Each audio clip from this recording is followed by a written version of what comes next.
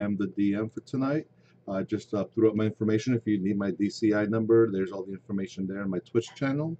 If we can each introduce ourselves, starting at the top left with Glum. All right, hey guys, my name is Glum. I'm an orcish half-orc barbarian. I don't know. Should I give any other info on that for right now, or whatever you want the party to know about? Yeah. I love magical items, but I can't always discern whether or not they are magical or their purpose. He has a sickle that he believes can do thunderclap or thunderwave. Yeah. I'm not the smartest guy, but yeah. So yeah, I'll pass it off to Sylvan.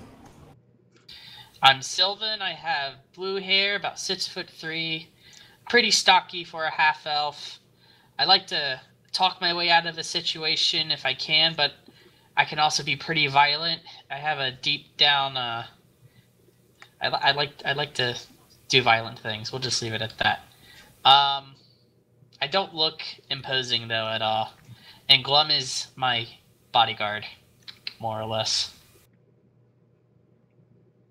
That's Sylvan. I also like to throw my balls around. I'm Bender. I'm a human paladin. Contrary to what's been printed about me, I am not a sadist. Sure.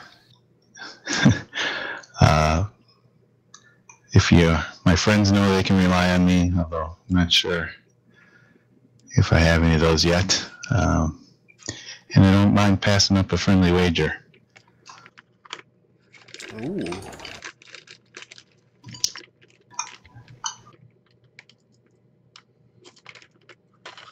Teskin. Sorry. Yes, I'm a dragonborn who was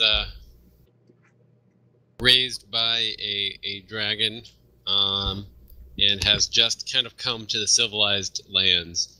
And his view of the civilized lands is a very simplistic storybook view.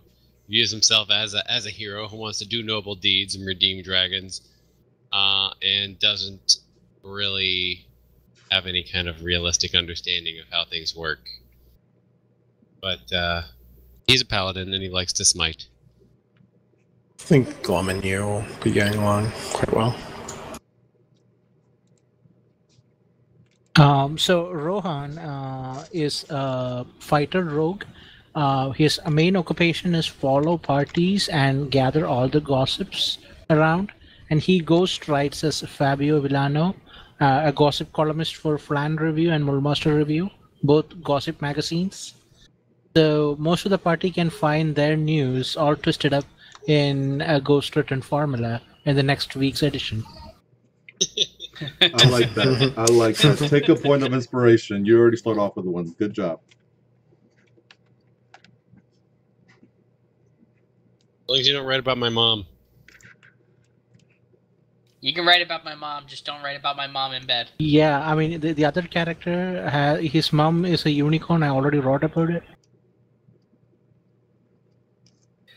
Me and you are going to have to trade some secrets here later on. I like to do some roving around myself, if you catch my drift. I might have some juicy tales to share with you. Calorian, your turn, please. Calorian's you can tell he has some elven blood in him. He's about 5'9", about 150 pounds thin. Handsome. He wears leather armor and a deep green cloak. You see he has a lute on strung around his back, and he's armed with a rapier and a hand crossbow. He has dark hair and dark eyes. All right, thank you very much for the introductions. Those of you that have played Expedition of the Week, this actually occurs before that, so Courting of the Fire hasn't happened yet. As all of you know, you guys have been hanging around Flan for a while. You know that the Laughing Goblin is the place to be for the rough crowd, sailors, mariners, mercenaries. That's the best place that they like to hang out. It's a little rough place, and you're all inside there, enjoying a little relaxation. The Laughing Goblin is a large, dark tavern that has had better times. The woodwork is worn, the plaster once white is now yellowish and crumbling, and the chandeliers and lanterns are rusted. The furniture shows the signs of heavy use and the scars of various brawls.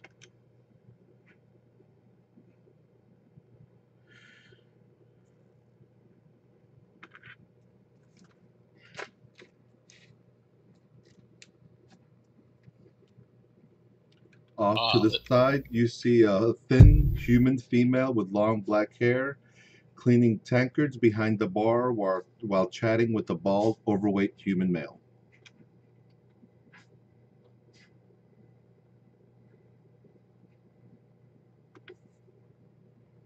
I bid you all greetings, patrons of this watering hole establishment. I come here seeking adventure. You see a half-orc off to a table to the side, on the left-hand side of the tavern. Just looks at you and grunts and continues drinking his ale. There's a couple of halfling merchants that just glance at you, start laughing, and continue on with their conversation. And both the bald man, the big bald man, and the thin human female are just looking at you. I walk up behind Tyskin, put my hands on his shoulders, and I say, wait, what did you say before? Something about greeting him? Like, I'm here just to get a drink. Have a good time. How do you guys do? I say to the balding man and the lady. We're doing fine. We're working here.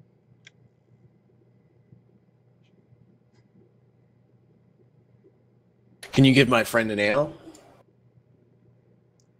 And he, the chubbier gentleman, picks up a tankard, slides it over to the female, and she fills it up and doesn't hand it right to you, just like inches it towards you, like she can't be bothered to serve you.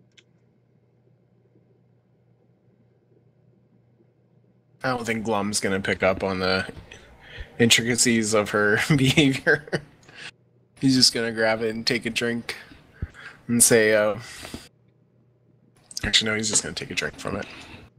Yes, I will also partake of this common man's beverage and swap tales and bond with the salt of the earth folk. That's what we do here, right? I start shaking my head. The lady looks at you, she pours the beer, and she says, I think this is what you need, and hands it to him. As I toss the silver coin at the bartender and say, can you give me a little bit something stronger? And I kind of glance over at Glum and Tyskin and kind of roll my eyes. Up, and she goes, oh, of course. And she starts looking through all the tankards, and she's like weighing two of them, and she picks one. She says, yep, this is the strongest one that we have, and she fills it with ale and hands it to you. Thanks, sweetheart. I toss another silver to her.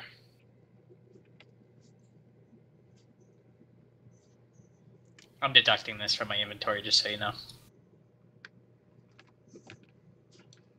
Are they still looking at us even after they got their drinks? No, they start having their own whispered conversation.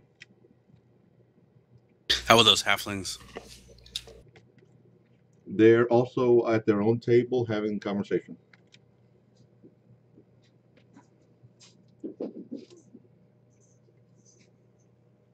Take a big drink from my frothy ale, and as I pull it down, I have like a big froth mustache on my face, and I look at Sylvan and I say, really, Sylvan, are you near us right now?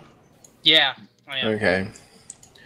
See, it's odd there's such small people over there. But they're small like you. 6 foot. I kind of.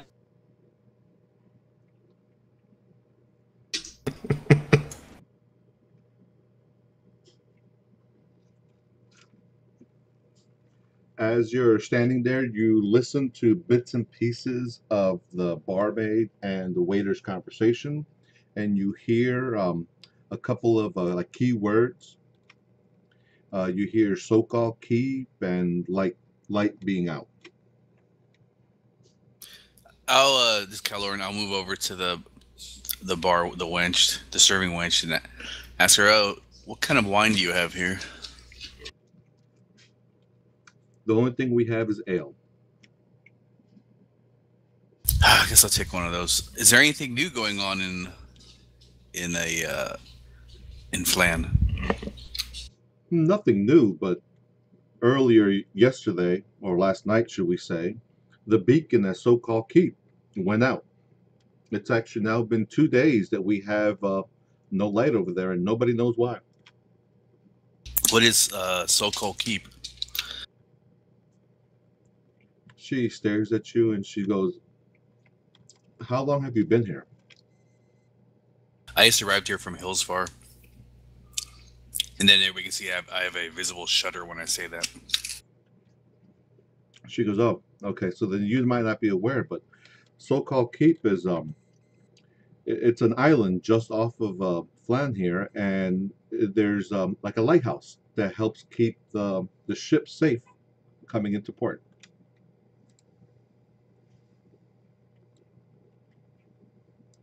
And you said the light was out? Yep, about 2 nights ago, the light went out. Nobody knows why. They Well, try unplugging it and plugging it back in. Well, did the mayor or the lord of the city, didn't he send his lamplighters over there to fix it? Nobody knows what's happened. The mayor hasn't talked about it, and that's why it seems weird that no one's going over there. Would there be renowned and fame and acclaim for any that would solve this lighthouse problem? I'm sure if you got a hold of anyone from the Black Fist, they might be able to. They might be happy if you help them. They're the ones that usually guard the keep over there. And where might we find one of these black-fisted gentlemen? They're usually over at their station, their house at the end of town. Also, House Sokol, they own the keep, but they're a fairly new house. They're young, noble house raised up by the First Lord Protector, and they're the ones that actually run the keep. But it's a keep and a lighthouse? The lighthouse is at the keep.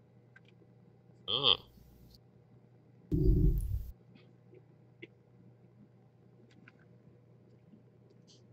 Well then, who wants to journey with me to speak to the black-fisted people to see if they...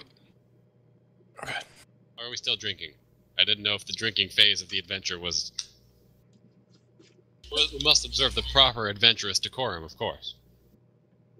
Glum kind of looks at the bartender and says, what sort of enemies does the city of Flan have? Who normally come? Who usually is kind of against this place, or doesn't like you guys? From what you've heard, but what we've heard is that there's a spirit ship full of monstrous pirates attacking the villages on the Moonsea.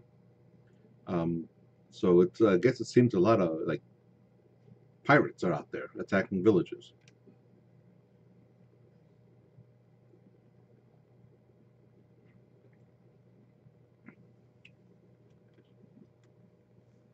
Should be simple enough.